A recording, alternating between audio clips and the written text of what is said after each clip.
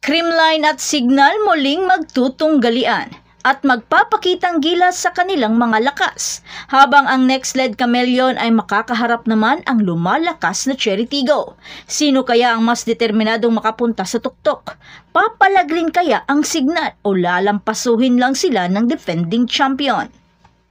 Pero bago pa man ang lahat, kung hindi ka pa nakapag-subscribe, please like and subscribe and pakispike na rin sa bell button para lagi kang updated sa mga valuable ganap. Determinado ang Creamline na mapanatili ang kanilang sunod-sunod na panalo matapos matalo kamakailan sa Cherry Tigo. Kaya ngayon ay naghahanda na para sa isa na namang mapaghamong showdown laban sa Signal sa Premier Volleyball League All-Filipino Conference na gaganapin sa Field Sports Arena. Siyempre, aasahan natin ang matinding labanan ngayong Martes Santo sa pagitan ng mga powerhouse team na naglalayong palakasin ang kanilang semi-final aspirations sa pagpasok nila sa crucial na yugto ng single round preliminaries kung saan ang bawat laban ay mga importanteng laro. Sa 5 panalo at 1 talong record ng Creamline ay nakatabla ang Chocomucho at PLDT sa tuktok kasama ang Cool Smashers na target ang solong pwesto na naglalayong ng tagumpay laban sa HD Spikers. Ngunit ang Signal na nag-iisa sa pang-apat na pwesto na may 4 na panalo at 1 talong record ay nais ding maka-score na panibagong panalo at pilitin ang three-way tie sa pwesto.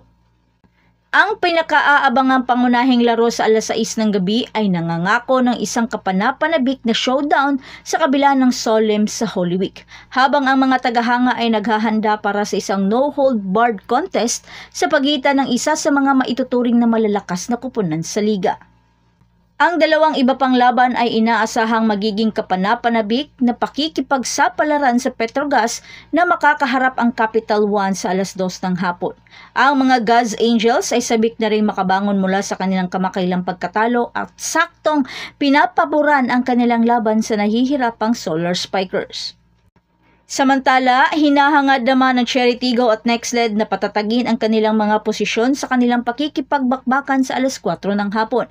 Habang ang Crossovers ay sumakay pa sa isang panalong momentum, habang ang mga Chameleon ay sabik na rin makagawa ng mga bagong panalo para maiangat ang kupunan.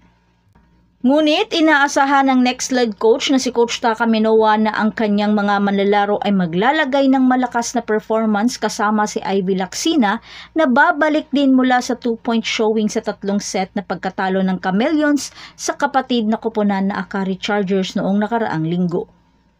Gayunpaman, ang lahat pa rin ay nakatutok sa Creamline at Signal showdown kung saan ang dalawang kupunan ay may parehong may tig-iisang talong record na parehong madaling winalis in 3-setter match ng Chocomucho at Cherry Tigo. Ang Cool Smashers na excited sa 19-game roll kabilang ang 15 games matches na kanilang nawalis patungo sa second All-Filipino Conference crown noong nakaraang taon ay nakuhang putuli ng Crossovers noong March 16. At ngayon ay muling pangungunahan ni Tots Carlos, Gemma Galanza, Alyssa Valdez, Michelle Gumabaw, Bernadette Pons at Pangs Panaga ang aksyon para sa kanilang pagbangon. Ngunit, ipinagmamalaki rin ng HD Spikers ang isang mahusay na roster na tampok sina Vanny Gandler, Ces Molina, Rere Meneses, Jovelyn Gonzaga, Roslyn Doria at Chin Basas. Pero ang tanong, sino kaya ang unang makakakuha ng momentum? Pero mas kapanapanabik if sino sa kanila ang makaagaw sa momentum. Well, sa season na ito talagang bilog ang bola at talagang napaka-unpredictable ng mga pwedeng mangyari sa laro. Ikaw, sino sa tingin mo ang mananalo? Ang dapat! We're called bench player for... Hindi naman pinayari sa box. Ngayon, dalawang gamit ko na siya tagal na 2022.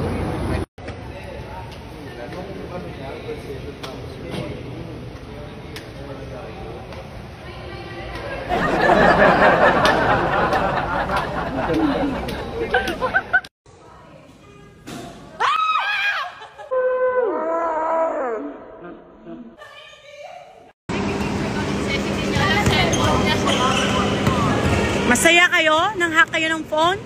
Masaya ka? Okay. Heart, heart. Yun. 3, 2. 3, 2. Kabilang side. Pakito sa 3, 2. Opa. Ready? 3, 2. Opa. 3, 2. Taas mo isang kamay. 3, 2.